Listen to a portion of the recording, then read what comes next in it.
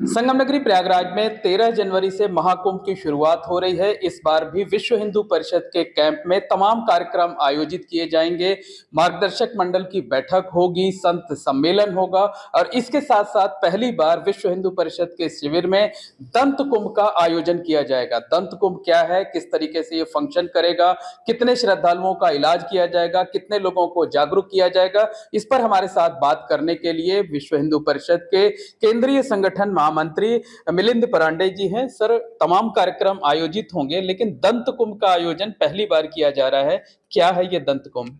मेरे साथ में माननीय कविंद्र जी हैं, अपने इस काशी प्रांत के माननीय अध्यक्ष हैं।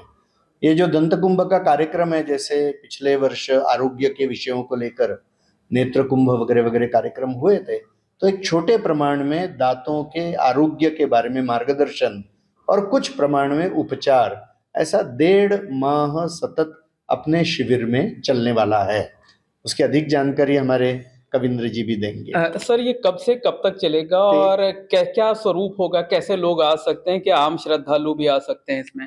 13 जनवरी को पौष पूर्णिमा है, तो पौष पूर्णिमा को प्रथम स्नान है, कुंभ का प्रारंभ हो जाएगा और 26 फरवरी को आखिरी स्नान है महाशिवरात्रि का, और उसके बाद में हमारा कुंभ लगभग 26 या 28 तारीख तक फरवरी के चलेगा। तो सामान्य श्रद्धालु जो कुंभ में सहभागी होने के लिए, स्नान के लिए आया है, जो भी हमारे कैंप में आएगा, जिसकी इच्छा है उपचार लेने की, मार्गदर्शन लेने की, वो हम करेंगे। मतलब जो देश भर के दंत विशेषज्ञ हैं, जो यहाँ आकर सेवाएं देना चाहते हैं, वो यहाँ रहेंगे और श्रद्धालुओं का उपचार करेंगे और उन्हें जागरूक भी करेंगे। अभी ज्यादा इस निकट के परिसर का हम प्रयास कर रहे, जो दंत तज्ञ रहेंगे वो रहे करके निश्चित रूप से, और उनका मार्गदर्शन मिलेगा। अच्छा सर, जो विश्व हिंदू परिषद का कैंप है, हर बार उसमें तमाम कार्यक्रम होते हैं, इस बार खास क्या क्या होने वाला है? एक तो केंद्रीय मार्गदर्शक मंडल की बैठक है, जिसमें बहुत प्रमुख पूज्य संत सभी पंथ संप्रदायों के आचार्य आएंगे, जिसमें हिंदू समाज के सामने जो चुनौतियां हैं, संकट है, हिंदू समाज की आवश्यकताएं हैं, उसके बारे में पूज्य संत मार्गदर्शन करेंगे। युवा संतों का और पूज्य साध्वियों का भी अलग से एक कार्यक्रम इसमें होगा, और 150 से अधिक संप्रदायों के पूज्य संत एकत्र आकर 2 दिन संत सम्मेलन भी चलेगा। एक सामाजिक समरसता के विषय को लेकर एक सम्मेलन चलेगा, क्योंकि कई शक्तियां हिंदू समाज को तोड़ने का प्रयास आज कर रही है, तो हिंदू समाज की एकात्मता की रक्षा के लिए सम्मेलन बहुत आवश्यक है। गोरक्षा करने के लिए विश्व हिंदू परिषद बड़ा कार्य करती है, भारत का सबसे बड़ा अपना संगठन है। तो गौ आधारित कृषि का प्रशिक्षण और गौरक्षा, इस विषय में काम करने वाले अनेक संगठन और कार्यकर्ता यहाँ पर सम्मेलन के लिए एकत्र आएंगे। बजरंग दल की एक बड़ी बैठक होगी, विश्व हिंदू परिषद की एक अखिल भारतीय बैठक होने वाली है, जिसमें सभी प्रांतों से और 400 से अधिक विभागों से 1000 से अधिक कार्यकर्ता आएंगे, और विश्व भर में जो विश्व हिंदू परिषद का संगठन 30 देशों में फैला है, वहां के भी अनेक देशों के प्रतिनिधि इसमें सहभागी होंगे। अच्छा सर, 22 जनवरी को अयोध्या में रामलला के विराजमान होने की, उनकी प्राण प्रतिष्ठा की वर्षगांठ है, 1 साल पूरे हो जाएंगे। किस तरीके से विश्व हिंदू परिषद महाकुंभ के शिविर में उत्सव आयोजित करेगा और देश भर में क्या कार्यक्रम होंगे? देखिए, बहुत स्वाभाविक रीति से वो प्राण प्रतिष्ठा का कार्यक्रम लोग स्मरण करेंगे ही, और अभी एक कार्यक्रम हम स्मरण कर रहे कि जिस दिन ढांचा तोड़ा गया, वो शौर्य दिवस करके गीता जयंती से प्रारंभ करके अगले 7 दिनों में, आज कल में वो कार्यक्रम अभी समाप्त होंगे। तो राम जन्मभूमि के संबंध में वह भी कार्यक्रम अभी चल ही रहा है। विदेश में, अमेरिका में और कुछ देशों में प्राण प्रतिष्ठा के निमित्त सैकड़ों मंदिरों में कार्यक्रम और भी होंगे, तो विश्व भर के अनेक देशों में भी ये कार्यक्रम होंगे। अच्छा सर, 2 छोटे छोटे और सवाल हैं। कांग्रेस पार्टी की सांसद हैं प्रियंका गांधी वाड्रा, वो संसद में फिलिस्तीन लिखा हुआ बैग लेकर के गई, जिस पर बीजेपी समेत तमाम लोगों ने, जो सांसद हैं, उन्होंने आपत्ति जताई। विश्व हिंदू परिषद क्या सोचता है इस पर? देखिए, एक तो राजनीतिक मुद्दा है, बहुत ज्यादा बोलना नहीं चाहूंगा, किंतु इसमें एक दोगलापन जो दिखाई देता है कि भारत का ही जो कभी हिस्सा था ऐसे बांग्लादेश में, जो हिंदू दुर्भाग्य से विभाजन के कारण से अलग हो गए थे, वो हिंदू रह रहे हैं और उनके ऊपर अत्याचार हो रहे, उनके बारे में बोलने के लिए कोई तैयार नहीं है। तो इसमें हमको दोगलापन दिखाई देता है कि हर जगह कुछ भी छोटी मोटी घटना होती है तो ह्यूमन राइट्स और अत्याचार करके चिल्लाने वाले लोग, जो महिलाओं के ऊपर अत्याचार हो रहे, परिवार बर्बाद हो रहे, हत्याएं हो रही है, प्रतिष्ठान जलाए जा रहे हैं, सब कुछ हो रहा है, उसके बारे में कोई कुछ बोलने के लिए तैयार नहीं है और केवल कुछ टोकनिज्म करने के लिए कुछ बातें लोग कर रहे हैं। तो ये दोगलापन है। हिंदू समाज को भी ह्यूमन राइट्स हैं, ये सबने याद रखने की आवश्यकता है। और मुझे लगता है ये जो हो रहा है, भारत के देशभक्त समाज ने इसको देखना चाहिए, कौन क्या कर रहा है। इससे सबके चरित्र सबको ध्यान में आ जाएंगे। एक अंतिम प्रश्न ये है कि सर, पिछले दिनों 8 दिसंबर को प्रयागराज में ही विश्व हिंदू परिषद का कार्यक्रम आयोजित हुआ था, जिसमें जस्टिस शेखर यादव शामिल हुए थे। उनके जो उन्होंने जो बयान दिया और उनके शामिल होने पर लगातार जो है कोहराम मचा हुआ है। विश्व हिंदू परिषद क्या सोचता है, क्या कहता है इस पर? देखिए, हम तो केवल निवृत्त ऐसे अधिकारियों को ही बुलाते हैं क्योंकि वो अपने अपने विषयों के तज्ञ होते हैं, तो उनकी तज्ञता का लाभ लेना, और जब वो रिटायर हो गए, निवृत्त हो गए, तो फिर वो हिंदुत्व के लिए काम करे, ऐसे हमारी स्वाभाविक इच्छा रहती है। मगर जो अभी काम में है, प्रत्यक्ष सर्विस में है, उनको हम बहुत ही अपवाद से बुलाते हैं। और जब बुलाते हैं तो केवल इतना ही उद्देश्य रहता है कि उनकी विद्वत्ता है किसी विषय में, तो उसका मार्गदर्शन समाज के उपयोगी विषयों में हो जाए।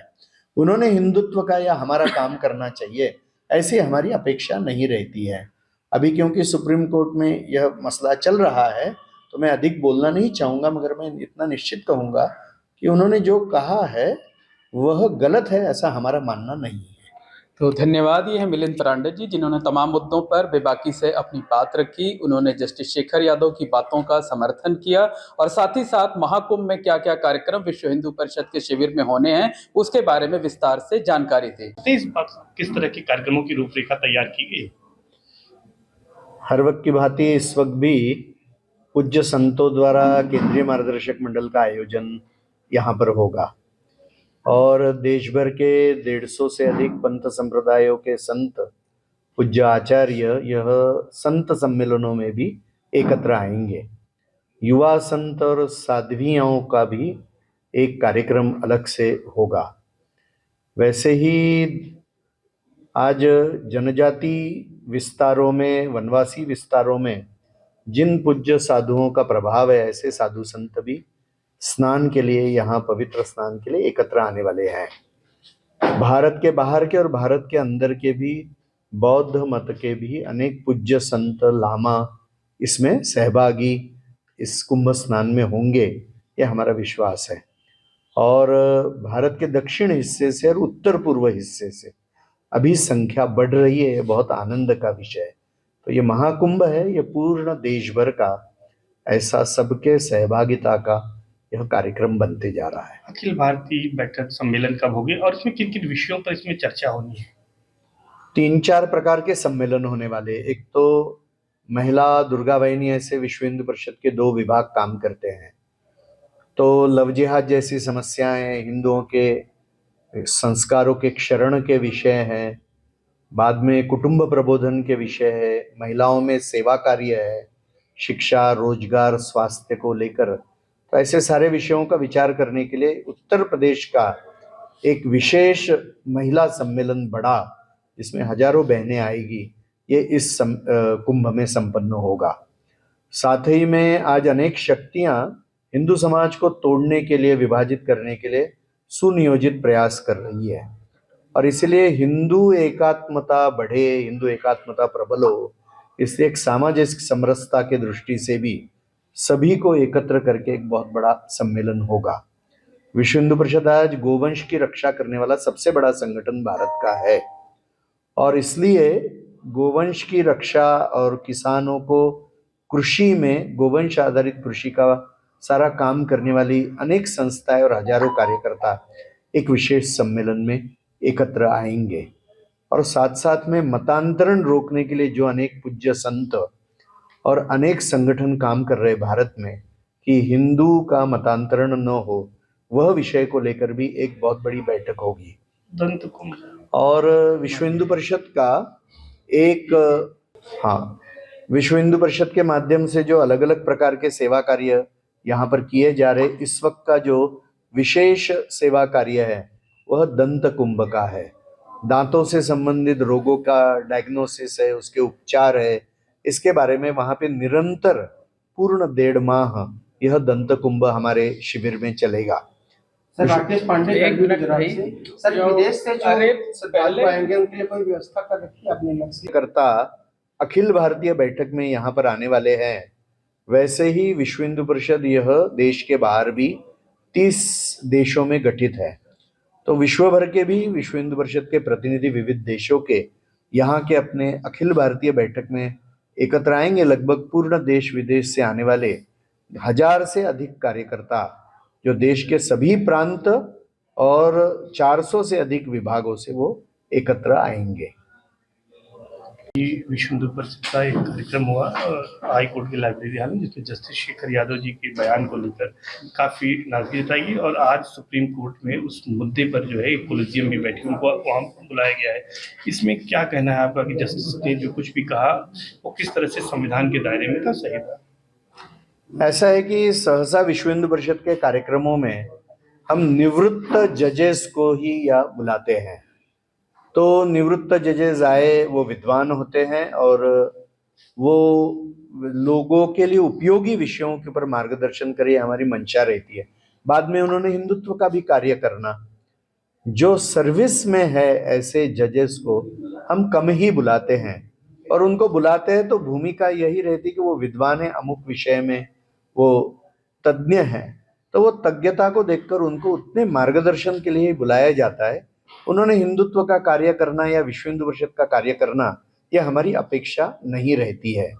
जो घटना का उल्लेख आपने किया, अभी वो जैसा आपने कहा सुप्रीम कोर्ट में प्रत्यक्ष उसका आज कुछ न कुछ चल रहा है, तो मैं अधिक बोलना नहीं चाहूँगा, किंतु उन्होंने कुछ गलत कहा ऐसा हमारा मानना नहीं है। लेकिन उनका वक्तव्य भी सुना होगा आपने, तमाम लोग आलोचना कर रहे हैं उनके वक्तव्य की। मुझे जो कहना है कह दिया मैंने। सर बांग्लादेश पड़ोसी पर जिस तरह से अत्याचार हो रहे हैं, तमाम ऐसे संगठन हैं जो कि इस पर चुप्पी साधे हुए नहीं बोल रहे हैं, इसको लेकर क्या कहेंगे और विश्व हिंदू परिषद क्या करेगा, सरकार से क्या अपेक्षा है भारत सरकार से? भारत के अनेक संगठन, हिंदू संगठन एकत्र आकर पूर्ण देश भर में, प्रांतों की राजधानियों में और हर जिला केंद्रों में बहुत बड़े बड़े प्रदर्शन अभी हो रहे हैं, जिसमें दसों हजार की संख्या भी अनेक प्रदर्शनों में आई है। तो हिंदू समाज में एक जबरदस्त आक्रोश है, मगर एक दोगलापन अभी पूर्ण विश्व भर में भी दिखाई दे रहा है और भारत में भी दिखाई दे रहा है कि कोई भी छोटी मोटी घटना होती है तो तुरंत ह्यूमन राइट्स की बातें करने वाले लोग आज जो हिंदू समाज के ऊपर बांग्लादेश में अत्याचार हो रहे उसके बारे में चुप्पी साधे हुए हैं। यानी ऐसा लगता है कि हिंदुओं को ह्यूमन राइट्स है ही नहीं। कुछ लोग फिलिस्तीन के बैग लेकर चल रहे हैं वहां पे, और भारत के और भारत से ही जो एक हिस्सा था बांग्लादेश पहले, वहां के हिंदुओं पर इतने भयानक अत्याचार हो रहे उसके बारे में कोई बोलने के लिए तैयार नहीं। यही दोगलापन है। तो यह दोगलापन अच्छी बात नहीं है। दूसरी बात की 5 अगस्त को जब सत्तांतरण हो गया बांग्लादेश में, तो भारत में अनेक लोगों ने ये बात कही, क्योंकि 5 अगस्त से ही जो सारी शक्ति बांग्लादेश के सरकार के विरुद्ध लगी हुई थी वो हिंदुओं के विरुद्ध लगनी शुरू हो गई वहां पर। और इसलिए वहां पर जो अत्याचार हो रहे हैं, तो 5 अगस्त को भारत में कई लोगों ने सोशल मीडिया में लिखा कि जो बांग्लादेश में हो रहा है वो अच्छा है और वो भारत में भी होना चाहिए, ऐसी उनकी इच्छा है।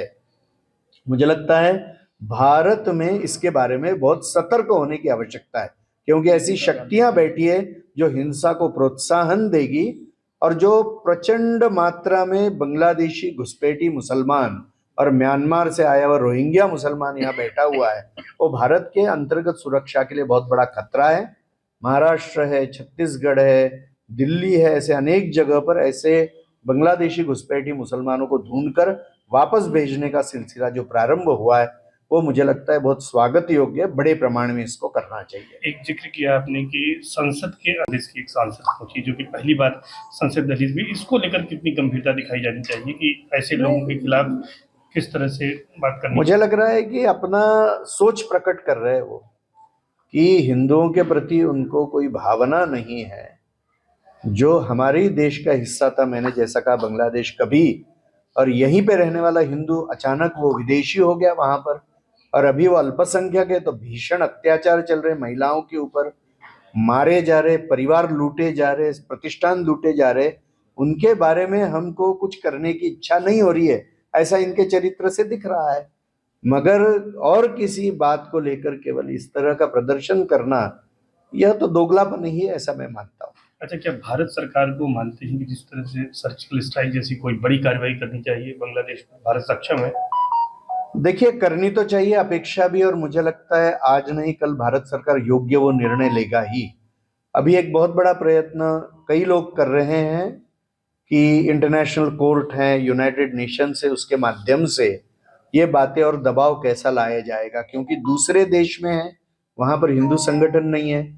और आज बांग्लादेश की स्थिति ऐसी है कि हजारों हजारों वेपन्स पुलिस स्टेशन से लूटे गए हैं, 2-3 जेल तोड़कर 1500 से अधिक उग्रवादी टेररिस्ट ये वहां से मुक्त किए गए। तो यह जो स्थिति आज बांग्लादेश में बनी हुई है, यह केवल बांग्लादेश के हिंदुओं के लिए नहीं, तो पूर्ण साउथ एशिया के लिए और विश्व के लिए एक बहुत खतरनाक स्थिति है। मुझे लगता है पूर्ण विश्व ने इसके बारे में चिंतित होने की आवश्यकता है कि और एक आतंकवाद का केंद्र न खड़ा हो जाए इतना बड़ा। For exclusive and insightful videos, subscribe to our new channel ABP Live Premium.